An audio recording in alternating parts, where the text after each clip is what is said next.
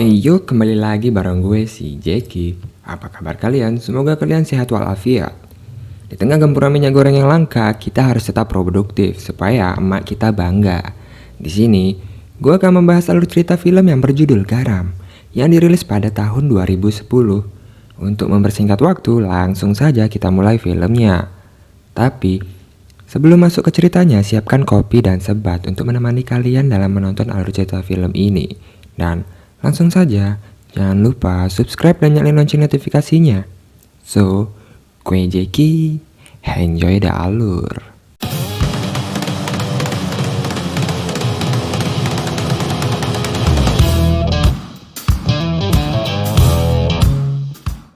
Di awal film, diperlihatkan sosok wanita seksi dan cantik, Angelina Jolie, yang berperan sebagai Evelyn Saul. Berada dalam keadaan tersiksa dengan busana setengah telanjang. Dia dituduh sebagai agen mata-mata oleh Korea Utara terkait program nuklir mereka. Di sini, Saul berusaha membantah dan menyebutkan dia hanyalah seorang pegawai Petroleum. Dan beberapa waktu kemudian, rekannya yang bernama Ted Winter menjemput dia. Dan di sini terungkap pihak Amerika Serikat melakukan pertukaran tahanan agar Saul bisa dibebaskan dari negara korut. Saul mengira organisasinya telah menyelamatkannya. Namun, rupanya sang suamilah yang bernama Mike yang berjuang untuk membebaskannya. Dia mengajukan petisi ke Senat dan Departemen Luar Negeri. Scene berpindah, terlihat Saul baru saja bangun dari tidurnya dan dia langsung memberikan kecupan morning. Ya, tadi malam habis malam Jumat. Kantor Saul terlihat senang karena hari ini adalah hari jadi pernikahannya. Kemudian, datang rekannya Ted untuk mengajaknya keluar. Saat akan keluar, ID card mereka muncul di layar monitor dan terpampang jelas. Mereka adalah agen CIA. Lalu, datang rekan mereka yang mengatakan baru saja menangkap seorang pembalot dari Rusia. Dan dia sekarang berada di tempat ini. Dia adalah orang Rusia, anggota FSB. Saul dan Ted akhirnya masuk kembali ke kantornya. Agen lain yang bernama Asep ikut menyaksikan proses interogasi ini. Kepada Saul, pria Rusia ini mengaku bernama Orlov dan sedang mengidap kanker. Dia menceritakan sebuah kisah perjalanan seorang anak yang bernama Chenkov yang dilahirkan oleh ibunya, kemudian dinyatakan tewas. Padahal, anak tersebut dibawa oleh sebuah organisasi mata-mata Rusia untuk dididik selama bertahun-tahun. Selain kemampuan fisik dan otak, yang paling penting adalah ideologinya. Chenkov dikirim ke Amerika untuk menantikan hari X, yaitu penyerang dari dalam. Rencananya, Chenkov akan pergi ke New York City untuk membunuh Presiden Rusia di pemakaman. Wakil Presiden Amerika dan Chenkov adalah KA-12. Terungkap, KA-12 adalah legenda mata-mata Rusia yang diselipkan ke Amerika selama bertahun-tahun untuk menyerang Amerika dari dalam. Ketika Saul akan beranjak pergi, Orlov mengatakan agen KA-12 itu bernama Evelyn Saul. Tim CIA yang mendengar itu tentu saja terkejut, namun prosedur harus tetap dilakukan. Saul meminta waktu untuk menelpon suaminya, namun tidak bisa tersambung. Dia meminta Ted menghubungi pihak perlindungan, namun dia juga tidak melakukannya. Saul kemudian dimasukkan ke tempat aman di sana. Ketika Orlov dibawa masuk ke dalam lift, yang terjadi adalah terlihat di dalam CCTV Orlov menghabisi 2 agen CIA. Di sisi lain, Saul pun berusaha melarikan diri dari gedung itu.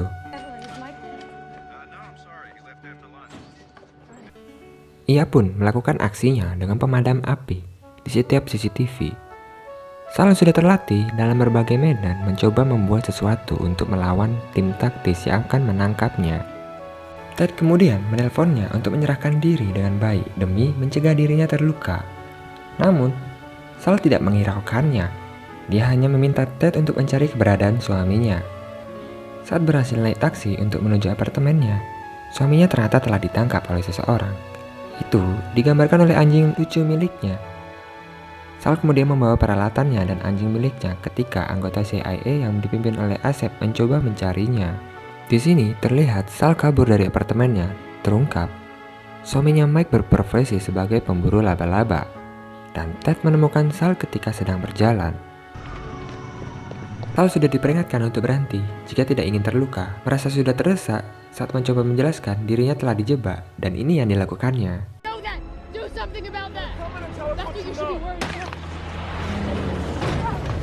Mereka terus mengejar hingga dia harus melompat dari satu mobil ke mobil lainnya, berhasil merampas sebuah motor sport dan berusaha kabur dari kejaran mereka. Mereka teringat akan cerita Orlov, di mana masa kecil Sal yang sangat tangguh. Ini membuat tim semakin percaya bahwa Sal adalah seorang agen ganda. Tim CIA akhirnya berangkat menuju New York. Keberangkatan ini berkaitan dengan kunjungan Presiden Rusia dalam acara pemakaman Wakil Presiden Amerika Serikat di New York City. Scene diperlihatkan 2 tahun lalu ketika Sal diselamatkan suaminya dari Korea Utara. Kedatangan Mike ke sini membuat nyawanya terancam dan Sal mengungkap dirinya adalah seorang anggota CIA. Tapi Mike tetap mencintainya sepenuh jiwa dan akan selalu setia untuknya. Sal masuk ke sebuah hotel dengan kemampuan penyamaran yang sudah dia kuasai. Terlihat berbagai senjata dan peralatan khusus agen miliknya, bahkan bisa laba-labanya pun dipersiapkan. Terlihat Sal di sebuah kereta. Dia meninggalkan asap di sana untuk mengelabui kepolisian yang berjaga. Kemudian, ia melompat. Presiden Amerika Serikat dan Rusia terlihat di sana. Sal berusaha masuk dalam acara ini dan melumpuhkan anggota kepolisian. Asep masuk terowongan untuk mengejarnya. Sal kemudian menjatuhkan Presiden Rusia dari podium.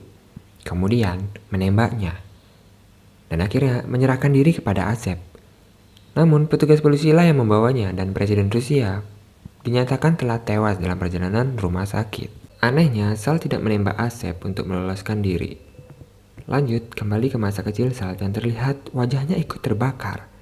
Terungkap, di sini ketika berada di mobil kepolisian, Sal kembali berusaha meloloskan diri.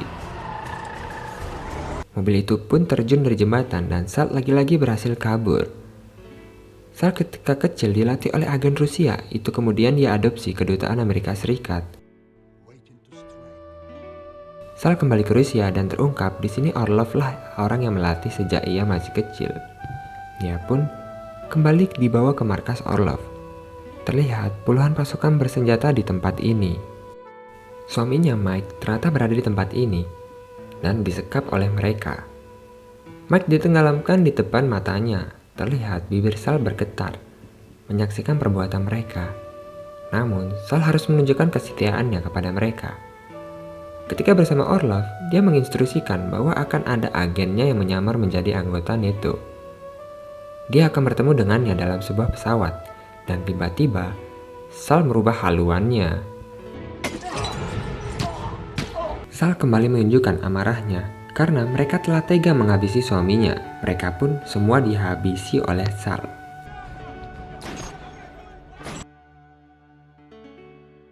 Di sebuah pesawat, ia bertemu dengan agen yang diceritakan oleh Orlov. Dia ternyata si Conge yang menjadi teman masa kecilnya. Dalam organisasi ini dan misi terakhir mereka adalah membunuh Presiden Amerika Serikat di Gedung Putih. Dan Sal akan menyamar menjadi anggota NATO untuk melakukannya. Mereka berhasil masuk ke Gedung Putih.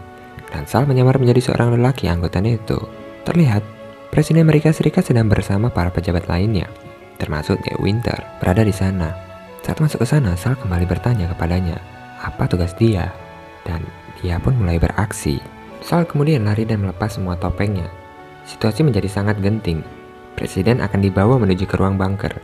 Dia pun mengatakan jika ini disetujui pemerintah Rusia, maka ini adalah perang. Saat Presiden dibawa ke lift, Sal mengejarnya. Presiden yang dikawal agen rahasia berhasil masuk ke ruangan bunker. Dan Ted Winter pun ikut masuk ke sana. Presiden langsung meminta dihubungkan dengan Direktur Melvo. Di layar ditampilkan nuklir Rusia yang berada di Siberia dalam posisi siap untuk diluncurkan. Dan untuk menanggapi itu, Amerika Serikat pun melakukan strategi pencegahan dan mempersiapkan misil mereka. Di sisi lain, Sal melumpuhkan kamera keamanan di sekitar bunker ini. Bunker tempat Presiden berada pun disegel dengan pintu lapis baja dan Sal pun beraksi. Kode autentifikasi untuk meluncurkan nuklir pun dikirimkan oleh Presiden. Selanjutnya diserahkan sepenuhnya kepada Presiden.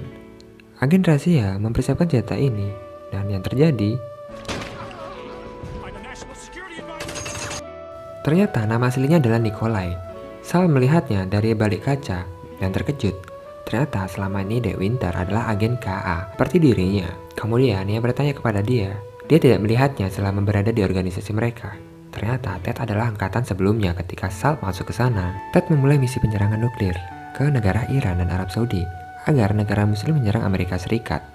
Di sisi lain, pasukan keamanan berusaha membuka bunker tersebut. Sal meminta dirinya dibawa masuk agar bergabung dengan dirinya. Ketika Ted akan membuka pintu, televisi memberitahukan bahwa Presiden Rusia baik-baik saja. Kenyataannya, dia hanya lumpuh sementara akibat bisa racun laba-laba. Hal ini membuat Ted terkejut karena Sal ternyata tidak membunuhnya. Di sini, ia menyimpulkan bahwa Sal mulai berbeda ketika dia berada di Korea Utara dan Mike lah yang telah merubah ideologinya karena sebuah cinta. Dan faktanya, Ted yang meminta Orlov untuk menghabisi Mike, dan Ted sekarang tahu kalau Orlov telah tewas. Sekarang, rencana Sal akan dijadikan kambing hitam dan Ted menjadi pahlawan. Sal berusaha masuk ke sana. Yang terjadi,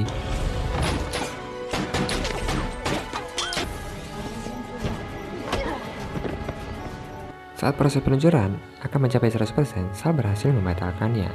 Pasukan keamanan pun masuk. Untungnya, Sal memakai rompi anti peluru. Dia pun ditangkap. Asep yang berada di sana mendapatkan informasi agen KA termasuk Orlov ditemukan tewas di sebuah kapal. Ketika Sal dibawa petugas, tiba-tiba